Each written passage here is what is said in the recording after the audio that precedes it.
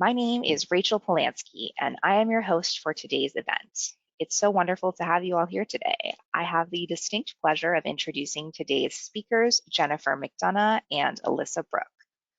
Jennifer Todd McDonough has been a faculty member at Virginia Commonwealth University, known as VCU, and working in the field of employment for people with disabilities for over 20 years.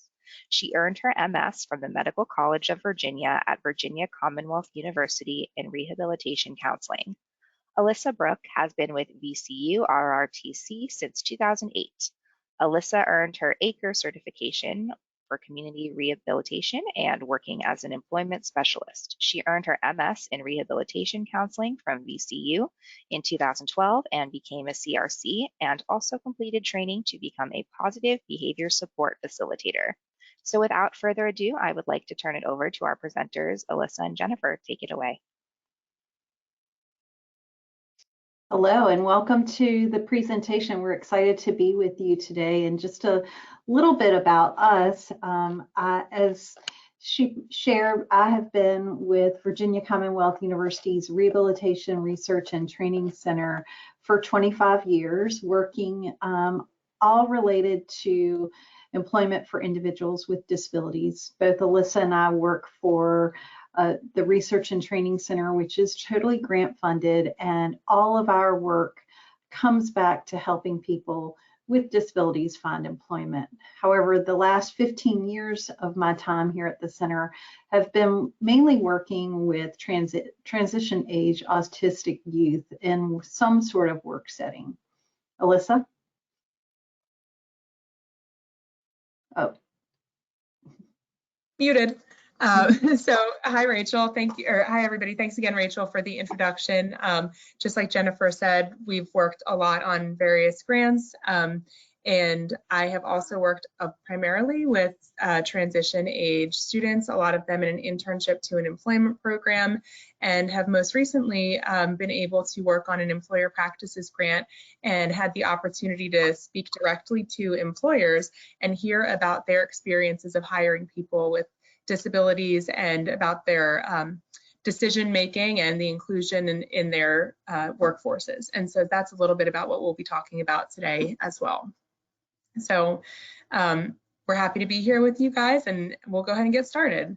So we plan to start our presentation, like Jen said, a lot of what we do is related to, is grant funded research, and so we plan to start our presentation talking about that research study that I just referenced, just giving a little bit of an overview about that.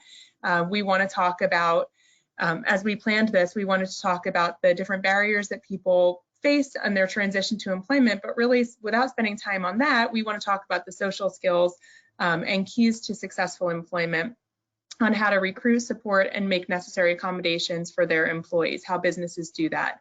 And then as we go on, we will share some specific examples of workplace supports. So the study that I have been working on has been an analysis of business practices that lead to performance and retention of people with disabilities, a demand side study. We always have these very, very brief names, right, for our study titles. But this was a study. It was a multiple phase longitudinal data collection process. So over the course of a year, we gathered a lot of information. It was designed that way so that we could understand the changes in the experiences of employers over time.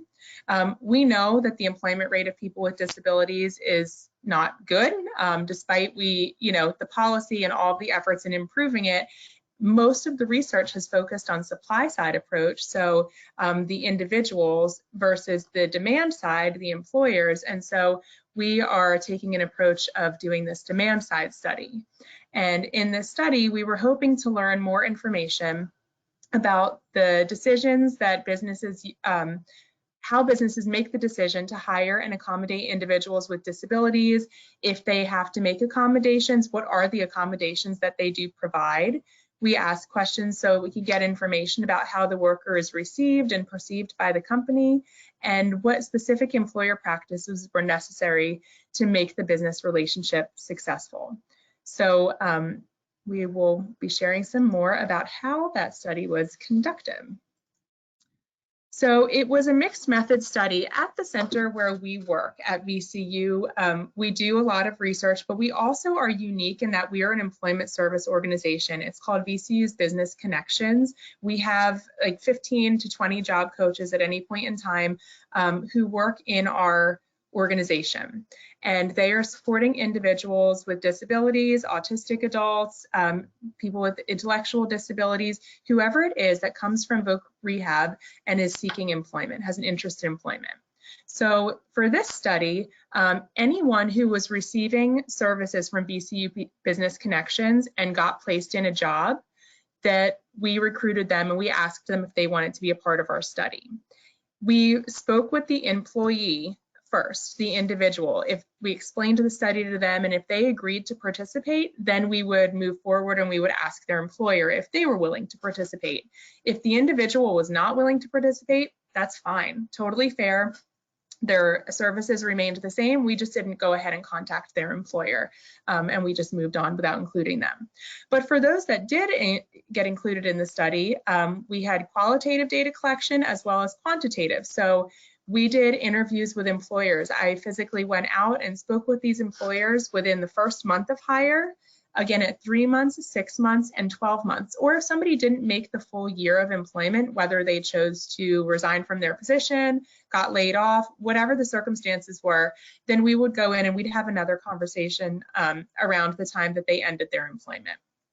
And we also had other information. I'll share some quantitative details with you about the types of jobs that they had. And we recorded that as well in a database. And then we also had the employers complete an electronic survey, which was sent to them following their interviews. Oh, I'm so sorry. Jumped ahead a slide. So just to tell you about the people that were included in the study, many of the individuals, about 68% of the people, were autistic young adults. Around 22 years old was the average age, 77% male, so largely male versus female, 53% Caucasian, 35% African American, and then you can see the other demographics there. One unique thing that we did want to mention is that we do a lot with Project Search here at Business Connections. We have 5 different Project Search sites, and so some of the individuals, 63% of them, had received some of that training through an internship to an employment program. That might have been their most recently received service, while another 34% had just had other supported employment experiences, and some very small number had just come out of school.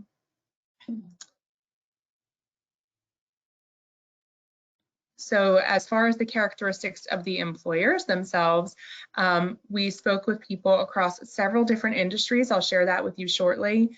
And again, in that case, more of the individuals we spoke with were female, about 61% versus the 39% that were male.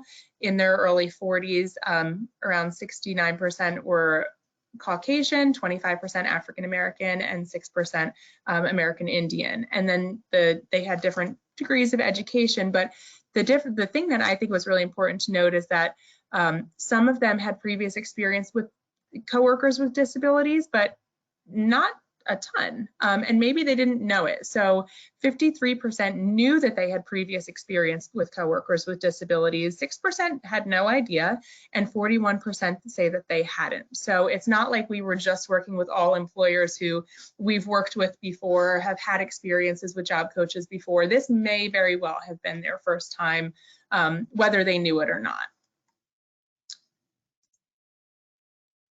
The types of jobs that people who were in the study, they got jobs in a lot of different types of industries. We had people working in hospitals, from anywhere from working in a pharmacy to a environmental services type of position.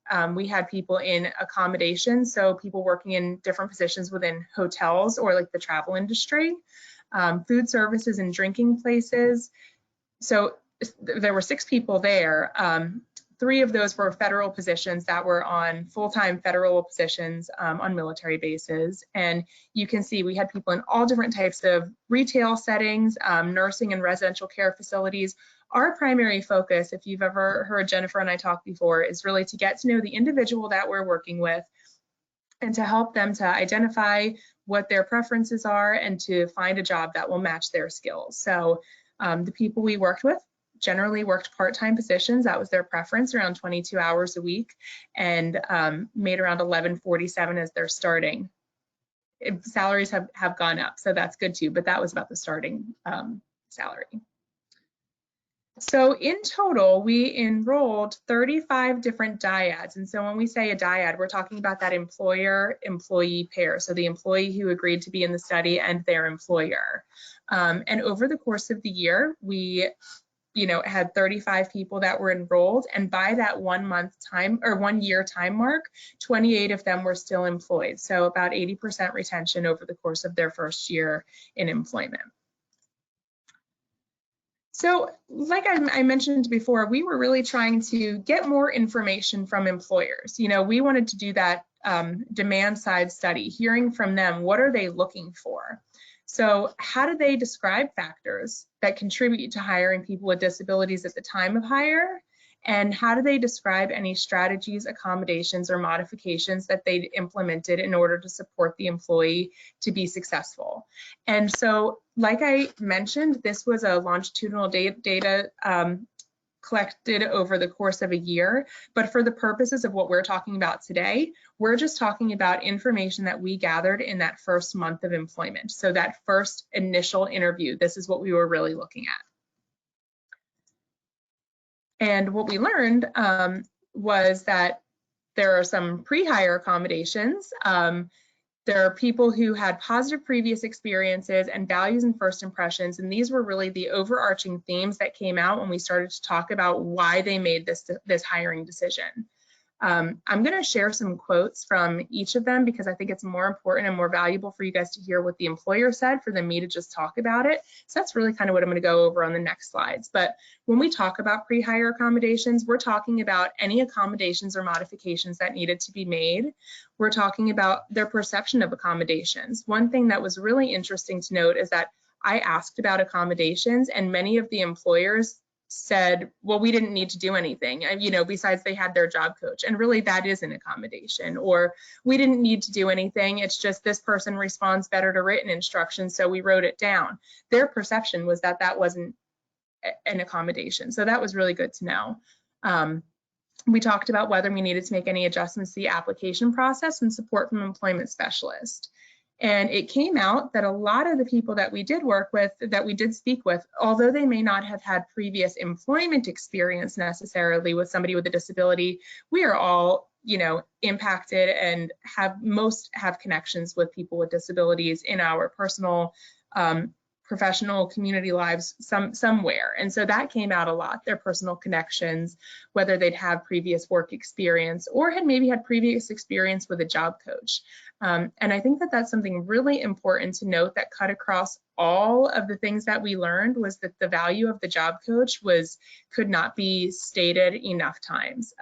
Having the employers really continuously emphasize the value of building rapport and building relationships with the job coach and the invaluable knowledge and skills that the job coach could bring to them and to their coworkers. So we will go ahead and talk. I'm just going to share some of these quotes and then we'll get into our more distinct supports. But some of the things that we heard from employers, and the reason I really want to emphasize this is when we started this study, we thought that we were going to hear, we thought like, okay, Jen said it herself and I said it too, like I've been a job coach for a long time. Whether I'm a job coach today or not, we always have to jump back into that role. And we think it's really important, right? And we want to feel important. But so I've always had the impression that when we respond to things quickly, when we have relationships with the employers that, where our employees work, that helps to improve the services, but we don't know that. We hadn't really heard that before. And so we were able to hear things like that. So some of the pre-hire accommodations quotes were, because she had her job coach, we didn't really have to make any. And I know a lot of time, we may feel like we don't want to ask for something or accommodations, but the employers may not even have felt like it was an accommodation. And then we had somebody else say the job coach definitely enabled us to have a much smoother process and to, kind of make sure that we were going to have a situation that was going to be satisfactory to everybody. We heard things like that time and time again, that there was a consideration on the part of the job coach and on the really that piece of getting to know the individual and then being on top of the paperwork and everything like that, that they were making a good hiring decision and it was somebody who was reliable and actually wanted to be there. I heard from somebody like, as a job coach, you kind of feel like, oh my gosh, every business must know about this. I don't want to bombard people and go knock on the door and explain who we are. I don't want to assume people don't know stuff. But one person told me this was the first hire that she had ever done of a person with a disability that she was aware of. And she said, I would have not have even known how to go about hiring somebody with a disability had it not been for the job coach reaching out to me. And at the end of the conversation, I always ask, is there anything else you'd like to tell me that I have not asked? And this particular person, and I heard it more than once, emphasized more and more, you guys really need to get out there and do a better job of marketing. I didn't know about you, and I've been in this field for like 18 years. And so that was a really big, important thing that I think that I learned from it is we need to get out there and do a better job of marketing our services and educating people about what we do as job coaches and the value that autistic adults and people with disabilities can bring to the workplace. Another person who had previous experience as a family member, she said, I think it really played a role because of the fact that I talk to my son every day about advancing in life, and what you guys do for this employee, that's what my son needs. And I strive to see my son be able to hold down a job, to be able to communicate effectively in everything. And so we've learned a lot from people that, we are not hiring people for charity, but if we start to make these good hiring decisions now, it's going to change the culture. It's going to be more standard to be having and including people with disabilities and autistic adults in the workforce. And so that's where some of these thought processes are coming from. It's interesting because generally when we talk about people, who have people with autism, we often talk about, behavior or social skills being a deficit. But actually that came out really well in the workforce, that soft skills were highlighted. This person said it's just the fact that the young man was eager to work, and that's really what we look for because we get so many people that aren't, but he was just eager to work and eager to learn. I think definitely added to the fact that we had the availability. We heard many, many times, like, I can't find somebody who is so motivated to come to work. I wish all of my employees wanted to be here. I wish all of my employees took this much pride in their jobs. Some of the quirks that we may experience are really well embraced. Singing when you're at work, that just makes it a happier workplace. And so, that was something that we learned too. We don't necessarily want to go in and try to make everybody, this is how all of the employees here act, this is how they need to be. No, go in there with that level of enthusiasm, show your personality. It captures and captivates people, and it helps to contribute to the culture and the sense of satisfaction of others in the workplace as well. And just two more quotes, just the value of the employment specialist and just, I'm sorry, not the value of the employment specialist, just values in general. We're hearing a lot about, these disability inclusion, and equity, all of these terms that we're hearing right now. So this employer is like, we talk about being inclusive and having diversity. I think you have to live up to those principles. And it's a whole thing of, there's no sense in just talking the talk if you're not going to walk the walk. She also shared, this is actually the same individual, shared this story with me that she had this employee, and I know exactly who she was talking about because when I went in there and I was going through, there was this disgruntled employee in the hallway who didn't barely want to say hi to me the first time that I went through. And the next time that I came through, it was like a totally different, much warmer person. And she said, well, hiring this particular individual with disabilities has really brightened up one of my more disgruntled employees that I've been trying to work with the last couple of months. And I really saw a different side to this employee. Now my disgruntled employee is no longer disgruntled. He just has nothing but good things to say. Now, is that simply because he's working with a person, with a disability? No, but this was a position, it was a customized position. We were able to work with the employer we were able to explain to them the value that this person could bring to the workplace and how to modify some job tasks and take some of the overworked employees' tasks and even it out, redistribute it. And as a result, that individual is doing really well, and these other employees are feeling more supported and less, overworked as well.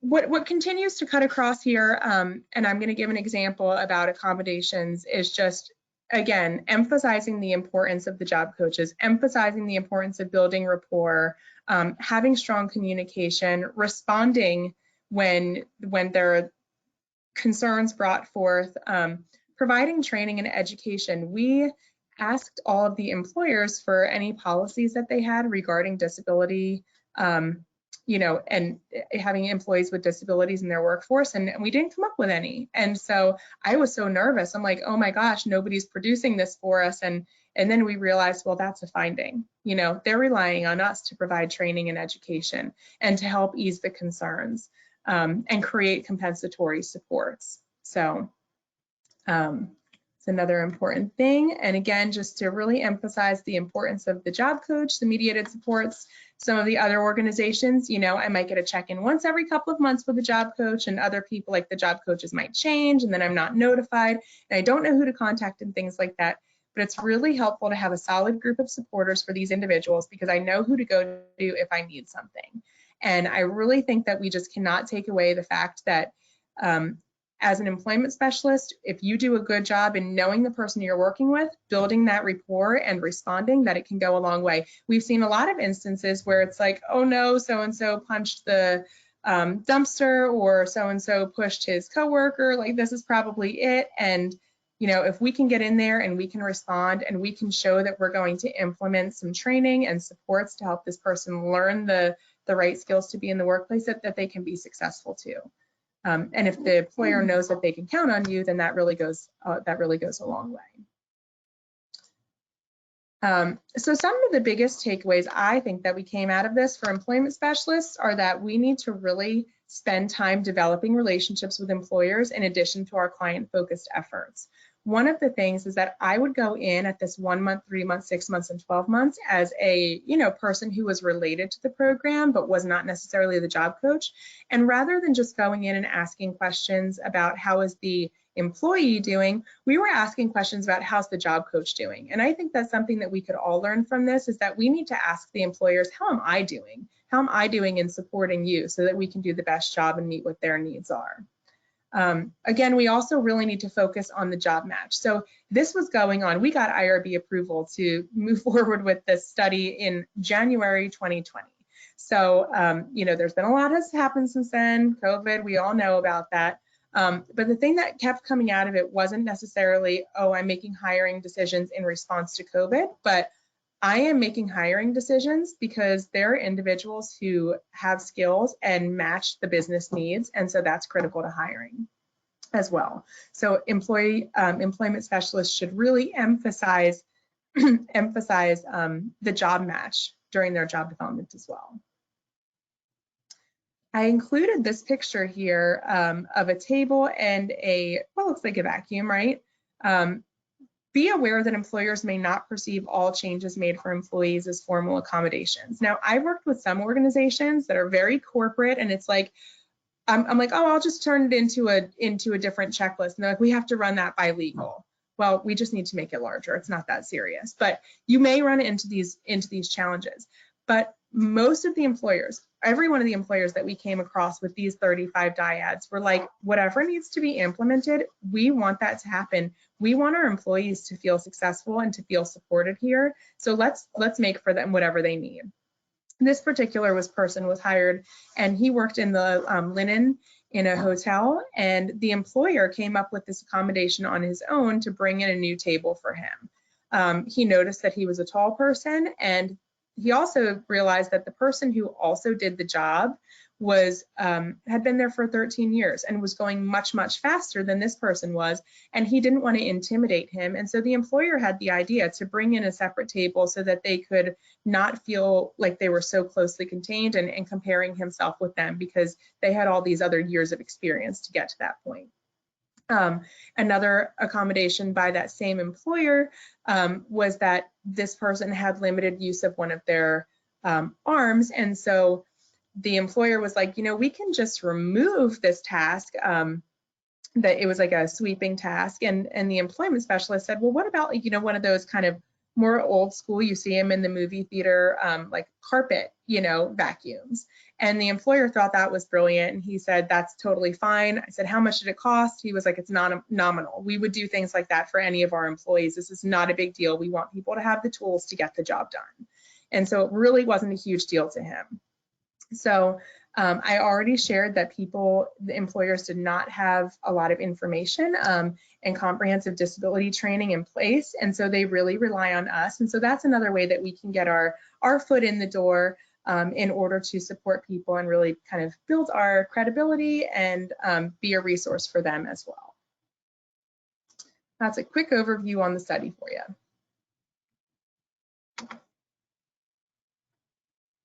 All right. So thanks, Alissa. I think, one of the other takeaways from what Alissa shared is that the work that we've been able to do with businesses has come from the relationships that we have developed with these businesses. Oftentimes, when you look at research around employment for individuals with disabilities or autism or whatever the case may be, it's a survey sent out generally to maybe HR personnel or managers. And the work that we have been doing over the last 5 years or more has been really in the trenches, interviewing these managers and coworkers that we learned so much valuable information. It has been really amazing to watch and be a part of. And it's not only helped us provide better services to our job seekers and individuals that we support at work, but also train all of our job coaches better and work with businesses in a more effective manner. So we're going to shift a little bit now and just talk about some case studies and some supports that we have for you today, but also talk about the impact of work on our mental health. Our research has overwhelmingly showed us that work is therapy, and it really positively impacts our mental health. If you think of a time when you've been unemployed, it really impacts every aspect of our lives, how we feel, how we think about ourselves, our confidence level is impacted, and we start to question our worth and our ability to contribute to our community. And what we know is work gives us a number of things. It gives us financial reward for our effort and our contribution to society. It also allows us to increase our self-esteem, which impacts our mental health positively. Work makes us feel a part of the community where we live. People recognize us and say, don't you work at VCU or don't you work at St. Mary's? It's often a part of, the first things people ask about you as you meet new people. Oh, I'm Jennifer and I work at VCU. Where do you work? So it gives us a sense of belonging and of our community. It creates connections between ourselves. It creates friendships, and it really unifies us. We also know that work allows us to feel good about ourselves at the end of the day. I marked all of these things off of my list to do at work. I completed these tasks and kind of that sense of accomplishment. It also creates structure in our lives, which is so important for so many of us and for many of the individuals that we support. It really forces us out of bed in the morning. It forces us off of the couch and all of the Netflix things that we're watching or YouTube videos that we're really into right now. And it gets us going, and it allows us to push ourselves to accomplish other tasks as a result of that motivation. So where I might have sat on the couch because I wasn't in work and watched way too many Netflix shows in a row, pushing me and giving me that structure of work not only got me off the couch and got me into my office or at my job site, but after my work was done, maybe I used that motivation to go to the gym or take a long walk with a friend. So it gives us motivation to accomplish other tasks, get my laundry done at the end of the day. You want to switch to the next slide for me? So employment not only teaches us the skills we need for our jobs, but other skills are developed while we're at work, right? So our soft skills are continually being developed and improved while we're at work. And those skills are transferable and can be applied to all facets of life. So when these skills are developed, engagement in work, relationships, community, etc., becomes easier for us, and work helps us become really a more well-rounded human. Next slide. So we're going to start off with a little case study, but we should say that all of the supports that we're showing you today and all of the individuals that we're talking about, one, are people that we've actually worked with, and they're all individuals who have autism and have been an important part of our careers and our lives, some of whom we have known since 2009. So it's been we've seen them develop over the years. So this is we used this for a young man who we met in high school. He participated in an internship program, Project Search, that Alissa was sharing with you, and he completed 3 internships. And through those internships, we learn a lot about the folks that we support. We find out what they enjoy, what he didn't enjoy, as well as what really caused him some challenges with his anxiety. After his internships, he was hired into a major energy corporation to complete some clerical tasks that were very complex yet repetitive in nature. And after his job coach taught him his tasks of his job and he really learned those tasks, the coach began to fade and would go off-site, just checking in on him regularly, checking in on the supervisor, make sure everything was going well. Well, he would come across issues as the coach faded, and he needed guidance or decision-making support. When we learn a new job, there's oftentimes points where we have little glitches come up and we need help with knowing what to do next. Well, those glitches caused him great anxiety, and he would reach out to his job coach or his supervisor by phone repeatedly until someone would answer. So this support was put in place to help him kind of take a breath, remember that help was on the way, and what he could do until his job coach or his supervisor was able to get in touch with them. So just to read through this, what to do if I can't reach my supervisor or Rachel was and is his job coach. I can breathe, set a timer for an hour, and either my supervisor or Miss Rachel are probably busy, but they'll return my call, text, or email when they can. If I don't hear from them after 1 hour, I can try to contact them again. I can move on to my next file while I wait for someone to call me back. Given the location of my office, and we are back in our offices, I could hear these calls going on regularly. And oftentimes the coach would come in to my office or Alyssa's office and share what was going on.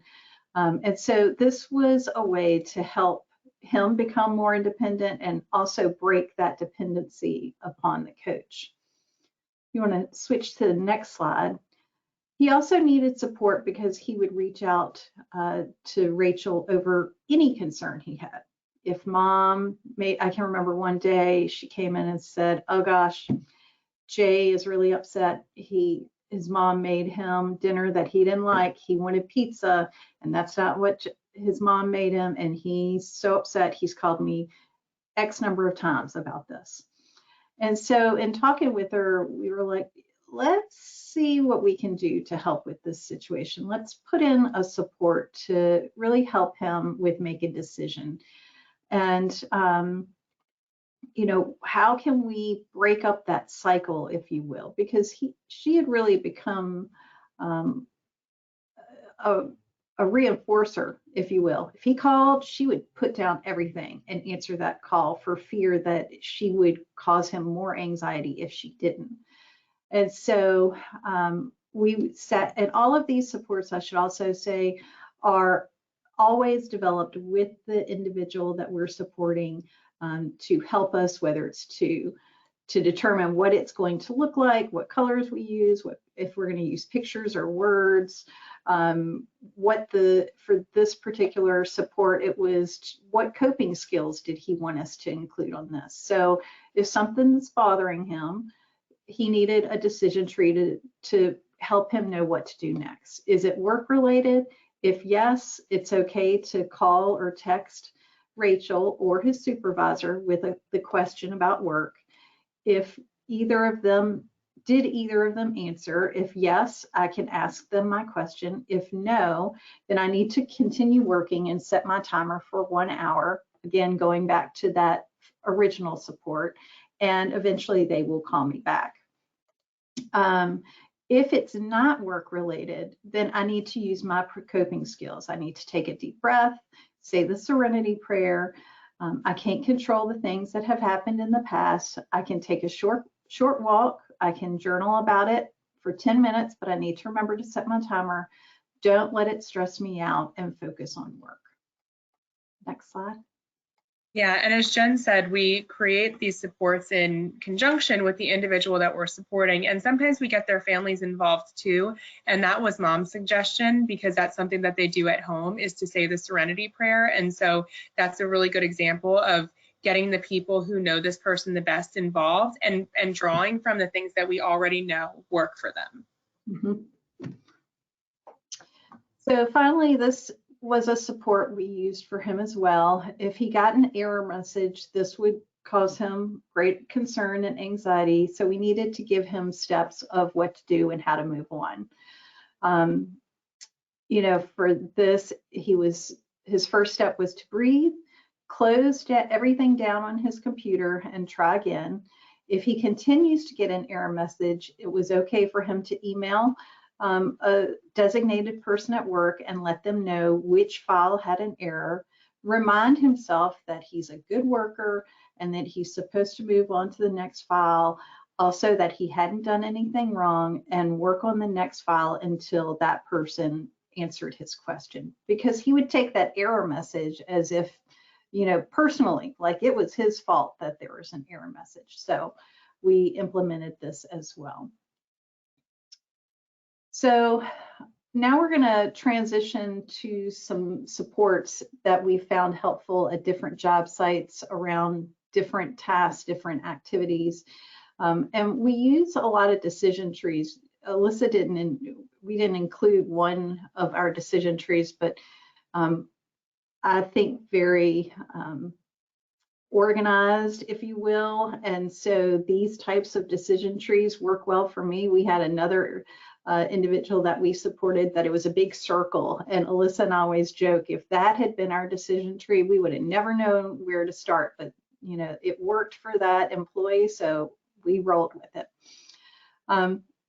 You know, and decision making can be a struggle for the folks that we support. Oftentimes they may have had very little opportunity to practice this skill because their decisions had been made for them prior to going to work, and work was really the first time that they had been pretty independent without a teacher or an aide or a family member present.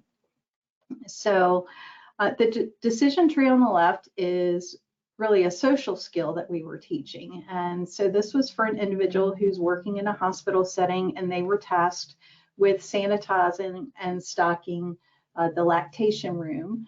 And so they needed help determining if they should go into the room or not. And so we added some photos and words to explain that if the door was open, they could go in and clean. If the door was shut, then they needed to write on their task list, come back later, and not go in. The support on the right, you know, sometimes we see that an individual can be excelling in their work tasks, but have challenges outside of the actual work setting. This was also at one of our project search sites where the individual or the site is actually on a military base.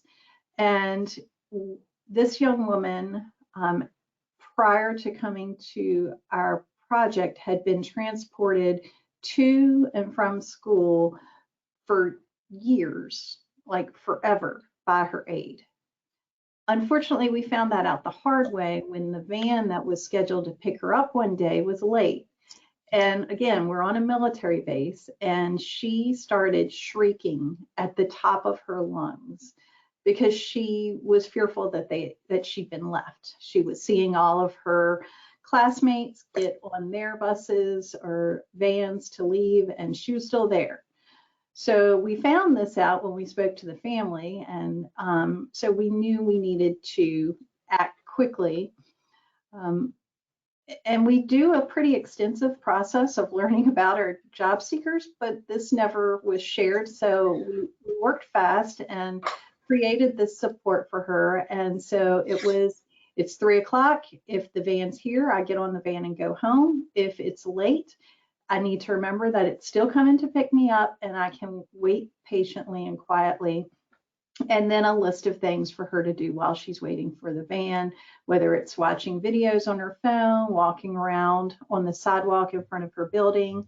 But at 3:10, if the van still wasn't there, she needed to call this number and gave her a script of exactly what to say. I am so-and-so, where is my van? And then continue to wait patiently until the van arrived.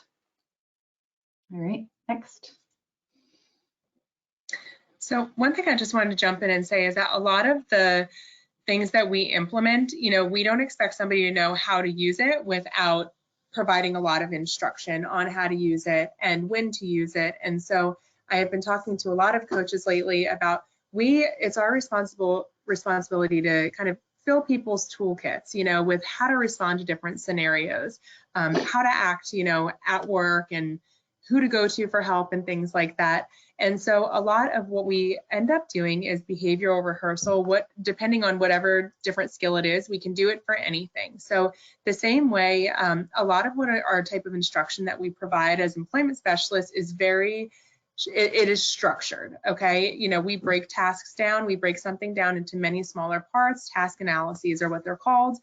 You're probably familiar with that, but we also find that in order to help teach social skills, it's really helpful to task analyze different social skills and then to use behavioral rehearsal to be able to continue to practice them. So we like to work with the person that we're working with and see what type of pictures they want. This person chose these. So this, for example, was a skill of how to follow instructions, and we broke it down with what they need. This may not be the way that you teach somebody to follow instructions, but the point is, break it down into the set of steps that make sense for that setting. We're going to teach that person to look at the person, say okay, repeat the instruction, and then check back. Did I do it right? When we do behavioral rehearsal and we're implementing something new, we all know that it's easiest and more effective to actually listen when you're not already upset. And so we want to teach these skills, you know, when somebody is feeling calm. And so we'll put it on a little card for them, or, you know, on their phone, whatever type of device they prefer. And we would ask them, you know, when we check in with them, so what are the steps for following instructions? And then we would practice it with them. Okay, great, you know, keep going about your day. So that should an instance come up where they have to practice following instructions and have to actually use that during a kind of stressful period at work, that they already have the skills to be able to do that, because we've already enhanced their toolkit. And so we can just say, well, what are the steps? And so we do that for all different types of examples of, I can't tell you how many times we have task analyzed how to be professional. And I'm just going to show you these two examples, and then we'll wrap up and be ready for questions. So this particular person, he was working, and a patron of the place heard him speaking to himself because he has a tendency to script, and she interrupted him and told him to be quiet, and he told her to shut up, and then she complained, and he had to get called into his supervisor's office. And so she told him, listen, like, she wasn't right either, but you need to take the high road. And so he had no idea what she meant. And we talked afterwards, what is the high road? And so we defined for him, what is the high road? So the high road means you say, I'm sorry, walk away, and call your job coach or your supervisor. That for him, he didn't want us to say be professional. He just wanted us to say, let's take the high road. And then finally, this is another person who was good with being told we got to be professional. And so again, behavioral rehearsal, and hers turned into a self-monitoring checklist. For her, her situation was she was having a tendency, she had a schedule, but she had her own schedule too. And so she may end up at Starbucks instead of actually at work. And so her requirement was to follow the schedule and work. So she picked a picture of a calendar and a picture of somebody working at a desk where she had to sit and fold some different things. The next step is to listen to coworkers and use manners, because that is way more effective, goes over way better with employers than putting plastic bags on their heads or throwing your soda at them. And also to respond to alarms, because she would go to lunch and she really had a fabulous time at lunch, and an hour and a half later needed frequent reminders to return to work. And so these were her steps for Be Professional.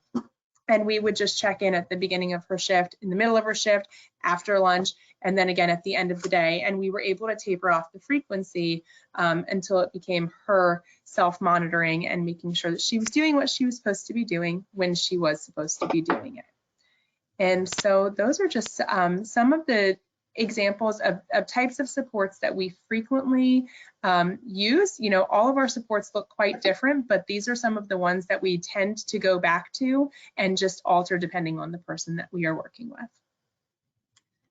So we thank you guys for joining us today, and look forward to the questions that you have. Our contact information as far as emails go is included on this final slide here.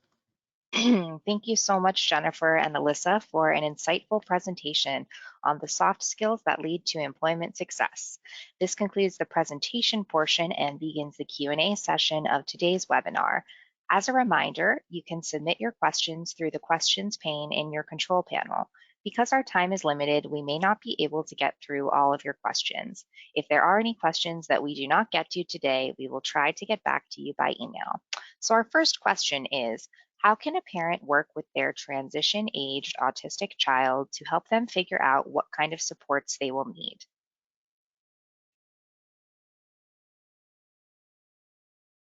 Alissa, you want to start that? Sure. Yeah, sure. I think that the best thing to do is that if we can start to implement things and start to set expectations at home, that is really great. Practice things like, I'm gonna go back. I did skip over a couple of slides, but here's an example.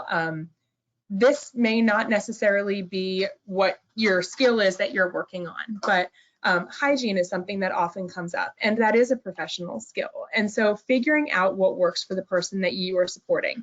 This person on the left here, their dad had been trying to help him to have a hygiene routine regularly, and they had taken the approach of he'll text him.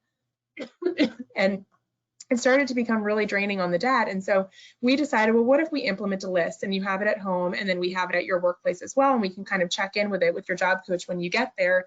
And Dad said that really, really totally alleviated things for him. So they hadn't tried that. So I think that, and we don't expect them to have tried that, but I think that as parents, if you can start to practice different things at home, like what works best, like with the kids that are in my house, the thing that seems to work best is a first then, and trying to figure out what are the different strategies that work well for you and to practice them. Create visuals. I think that we can't stress the importance of visuals enough. And I just think trying them out and being willing to give it a shot. I try to support at my house with my son, and my husband was like, this isn't working. And it was, day 2. And I'm like, relax, let's give it a break. We got to give it some time. And you know, by day 5, he was like, I really didn't think that was going to work, but it actually is. I'm like, well, thank you.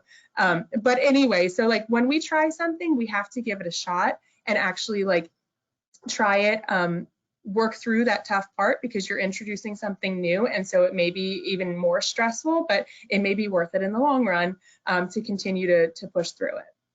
I can remember a parent that we met many years ago, and we were talking with them about our project and whether they might participate. And we always ask a question, tell me what you do at home. What are some of your chores? And the young man said that he didn't have any chores. And when we look, and we always include the parents in our discussions, and the mom said, well, you know, I really wanted him to have some chores, but Dad has really pushed back and, you know, doesn't want him to have chores. And I said, well, you know, we all have chores and we all have to do certain things to be independent and successful. So I would encourage you to assign him some chores.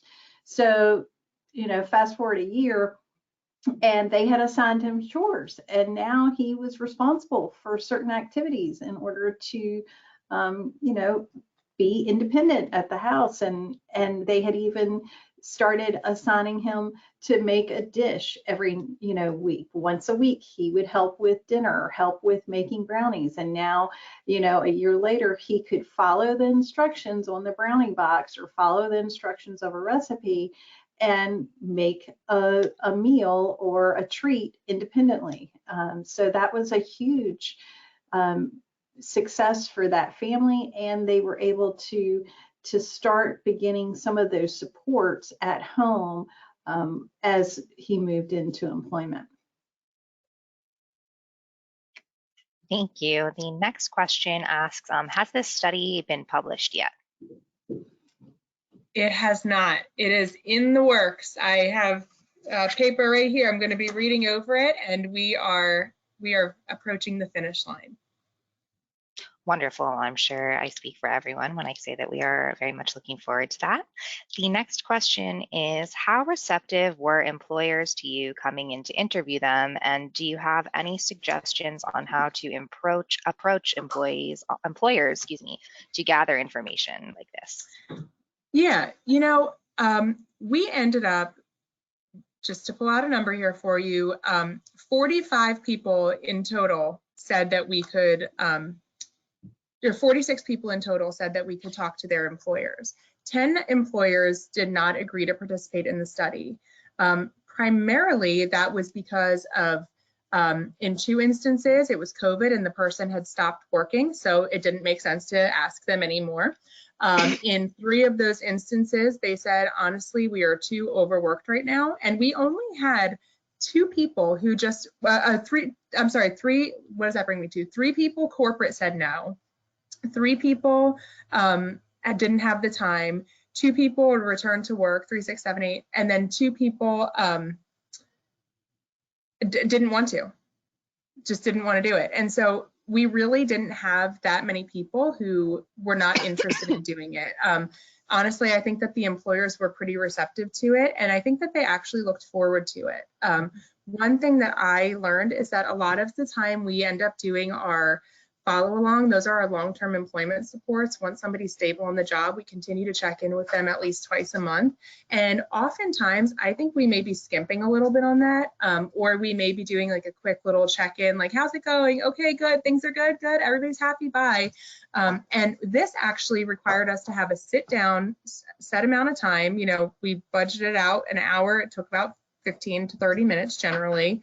And they were really receptive to it. And I got really good feedback about what our employment specialists could be doing. Asking questions like, what could we be doing better? How is this person fitting in? Are there any things that, you know, we have not addressed that you would like us to address differently? When we asked those type of questions, I think it really opened it up. When we asked questions about how's the employee doing, generally they were happy. But when we asked questions about how the employment specialist was doing, we would hear totally glowing remarks most of the time. But sometimes it was, you know, they're not communicating with me enough, or I prefer texts and they're doing these pop-ins and I'm not there on those days. And so I think it really helped us to improve our services by asking questions specifically about how you are doing as the employment specialist. That would be my biggest takeaway from it. We're going to talk within our center about how we want to continue this in some capacity, because it really was helpful. And we actually created additional positions, and we're able to branch out based on the services that we provide, not necessarily from the interviews, but I think it helps to strengthen our relationships. We've taken the work that Alissa has done with this research study and blown it into another research study that she and I are both working on now, to work with large corporations and looking at the same types of questions, the same types of how has this impacted the culture, as well as what are the supports that were really helpful in the role of the job coach across where Alissa's research was looking at a wide variety of different types of business. This is focused mainly on large corporations. So we are just at the beginning of that. And again, I'm having the same type of experience that Alissa has had. The vast majority of every employer that I've approached to see if they are interested have overwhelmingly said, absolutely, I want to hear more. They also want to hear about how they're doing as a business in hiring. So I think retention is just as important to employers as it is to us. And so, making sure that they're creating a comfortable environment and feeling like their employees are being supported is helpful. And this kind of gave that opportunity to have more of those conversations, like, how are we doing too? Thank you. And we have time for one more question. So the last question is going to be, what does a job coach actually do on site? Do they stand next to the individual, or what kind of support do they receive? Fabulous question, loaded question. The goal, we do training for new job coaches, and we kind of start out with what we think may be a little bit of a trick question, but before you even get in there as a job coach, you should be asking yourself, how can I get out of here? What can I do to implement the most independence right off of the bat? And so generally our initial training is going to start out with that, side by side, because we want to ensure that they're learning the skills, that we're learning the skills, but our goal is to fade away so that they can be independent at work. So we start out closer, and then as we're taking data to see how they're doing, and we're helping to direct questions to them, because we have to remind employees not to talk to us like, oh, how's Jim doing today? Like, talk to Jim. We help them to fit into their workplace culture. So we start out a little bit more intense, but as they're doing well, and as everybody there is getting more comfortable, we do what we call proximal fading. So we step back and we increase our physical distance. You may find us like, we're like spies sometimes, like behind a pole, or, in the break room, because we get the best information when we're not there to see how they do when we aren't there. And so once somebody is more independent in their job, they know what they're supposed to be doing, we have really decreased our presence there. We may be coming in later. The ultimate goal is that they are working on their own, they are stable in their employment, they're satisfied, their employer is satisfied, and we continue to check in at minimum twice a month. Another thing to the previous question is some people like to do their check-ins virtually, or with a text message or something, and I just really think it's invaluable to go in person, because you've worked hard to build this relationship, and it's more rich to continue to do it that way. But ultimately, you're not there next to them forever. You're going to decrease your time with them, and they'll know who to go to for help, but have the comfort of knowing that they can contact you should they need to, if there is an opportunity to learn additional tasks, if there are changes in management, changes in operations, if there are behavioral things or any stressors or anxieties that come up, we can come back in and increase our support should that be necessary. And I would just add that not all job coaches or employment providers are created equally. So we're sharing best practices, we're sharing how things work here at VCU, and how things should work, and the best practices that we've learned over the years. We are fortunate to be working at a center where we work for Dr. Paul Wayman, and he was instrumental in really starting this movement of employment for individuals with disabilities and supported employment. So not everybody works the same way as we do, and we have certainly seen that as we have traveled around. So educating yourself as a parent or a caregiver or as an individual who needs the support, and making sure that your voice is heard and you do have choice. So if you don't like your job coach, or if you don't like the provider that you are working with, you can ask for a different provider. You can ask for a different job coach. So, you know, that's the only thing I would add to that.